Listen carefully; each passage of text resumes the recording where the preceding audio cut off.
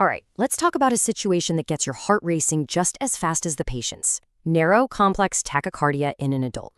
We're going to walk through a super clear pathway so the next time that monitor starts screaming, you'll know exactly what to do. Let's dive in. So, picture this. You walk into a room, you see that number on the monitor, 160, maybe even 180. Your patient looks scared, they can feel their heart pounding. Those first few seconds are absolutely everything. So, where do you even start? Here's the game plan. We'll kick off with the basics, then hit the biggest decision point, stable or unstable. After that, we'll split into two paths, one for regular rhythms, one for irregular. We'll cover one huge red flag you can't miss, and then we'll finish up with the must-do final checks. Okay, first things first. Let's get on the same page about what tachycardia really is and why it's such a big deal. The simple definition is just a heart rate over 100. But the real question, the one that changes everything, is why? Is the fast heart rate just a symptom, the body's reaction to something like a fever or pain? Or is the problem actually with the heart's own wiring? Figuring that out is job number one. So, at what point do we start to worry? Well, generally, people start feeling lousy somewhere north of 120, and they almost always feel it once they pass 150. But keep in mind, your patient with a history of heart failure, they could be in big trouble at a much lower rate. And look, if someone's sitting there at 110, totally fine, with a good blood pressure, maybe all they need is a bag of fluids and a little time. And that brings us to this. This is it, the single biggest fork in the road. The answer to this one question decides your entire plan of attack. Are they stable or are they unstable? Think of it as two completely different worlds. Stable means, yeah, they feel their heart racing, but their blood pressure is solid. Unstable is a whole other ballgame. We're talking signs of shock, confusion, low blood pressure, or scary things like ischemic chest pain or flash pulmonary edema.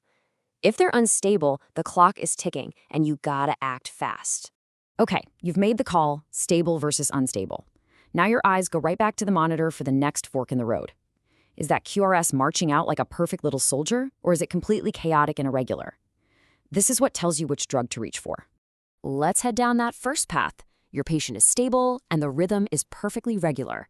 Ding, ding, ding! This is your classic SVT, or supraventricular tachycardia. Now, our treatment protocol is like a ladder. You don't just jump to the top. You start with the simplest, least invasive thing first, which is vagal maneuvers.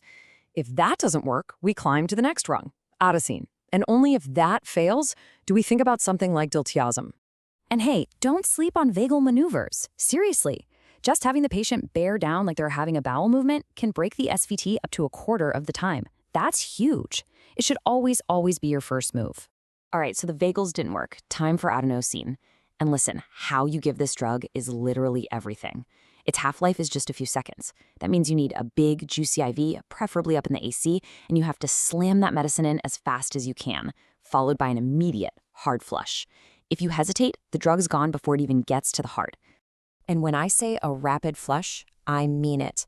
We're talking a full 20 milliliter syringe of saline pushed with everything you've got, right on the heels of the adenosine. That's the secret sauce. That's what ensures the drug actually gets to do its job. Okay, let's hit the rewind button and go back to that fork in the road. What if the rhythm is fast and narrow, but it's totally irregular? Well, now we're probably talking about atrial fibrillation or maybe atrial flutter. See, for these rhythms, the whole game changes. Our goal isn't necessarily to break the rhythm back to normal right away. It's just to get the rate under control. And that means we use a different tool.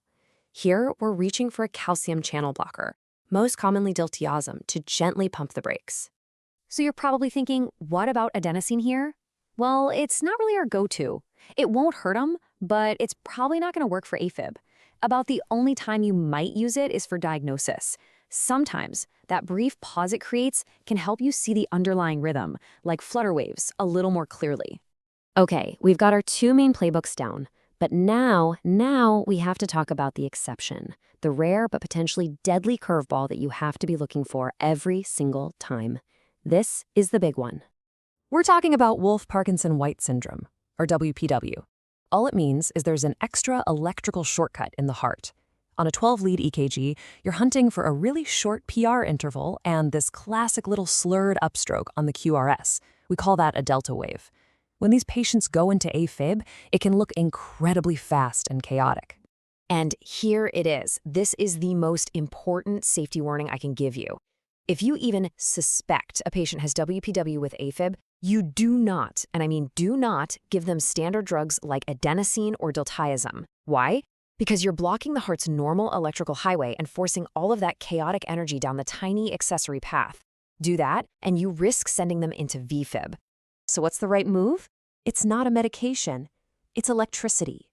If that patient with suspected WPW is unstable, they need immediate synchronized cardioversion. That's the only safe answer. All right, let's take a deep breath. You've gotten the heart rate down. The immediate crisis is over. But your job is not done.